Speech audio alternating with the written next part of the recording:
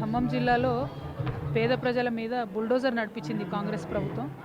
అది మూసీ దగ్గరైనా లేకపోతే ఇంకో దగ్గరైనా ప్రభుత్వం పేదవాళ్ళని మాత్రమే టార్గెట్ చేస్తుంది కంటిన్యూస్గా.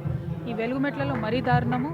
వాళ్ళకి అన్ని రకాల హక్కులు ఉన్నా, వాళ్ళ అన్ని రకాల రైట్స్ ఉన్నా కూడా డైరెక్ట్గా వాళ్ళ ఇంటి మీదకి బుల్డోజర్ ఎక్కిచ్చేసి మేము ఏదన్నా చేయగలుగుతామనే మెసేజ్ ఇచ్చింది ప్రభుత్వం. అది కరెక్ట్ కాదు.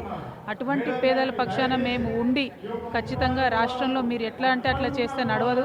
పేదలకు హక్కులు కాపాడడానికి కొంతమంది ఉన్నారు ఇంకా సమాజంలో అని చెప్పాలనే ఉద్దేశంతో సంయుక్త ఉద్యమాలు చేయాలన్న ఉద్దేశంతో నేను డాక్టర్ విశారదన్ గారు ఎస్సీ ఎస్టీ బీసీ జేఏసీ మేము కలిసి ముందస్తుగా ప్రణాళిక వేసుకొని ఈ కార్యక్రమానికి తెరలేపడం జరిగింది. ఇవాళ ఇటు ఒక పక్క నేను దీక్ష చేస్తున్నాను, ఇంకో పక్క విశారదన్ అన్న కూడా దీక్ష చేస్తున్నారు.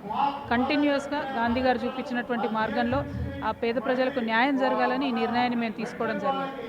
ప్రభుత్వం అర్హులకు పట్టాలు ఇస్తారని చెప్పింది. ఈరోజు పట్టాలు ఇవ్వడానికి కూడా సిద్ధంగా ఉంది. అయినప్పటికీ కూడా మీరు ఎందుకు దీక్ష చేస్తున్నారు, ఇంకా కొనసాగిస్తున్నారు ఏంటి? అసలు ప్రశ్ననే అది.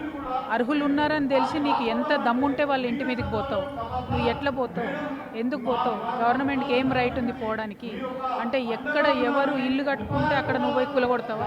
నువ్వు ప్రభుత్వం అయితే మాత్రం కూలగొట్టే రైట్ నీకు ఉంటుందా? ఉండదు కదా. ఆ పేదవాళ్ళు జీవితకాలం వాళ్ళ సేవింగ్స్ ఇల్లు పాపం 5 లక్షలు 6 లక్షలు 10 లక్షలు 12 లక్షలు వాళ్ళ జీవితకాలం సేవింగ్స్ ఇల్లు కట్టుకుంటే నీకు ఎంత ధైర్యం ఉంటే నువ్వు పోయి కూలగొడతావు? నీకేం రైట్ ఉందని కూలగొడతావు? అది గవర్నమెంట్ ల్యాండ్ కాదు, భూదాన్ ల్యాండ్, పేద ప్రజల ల్యాండ్.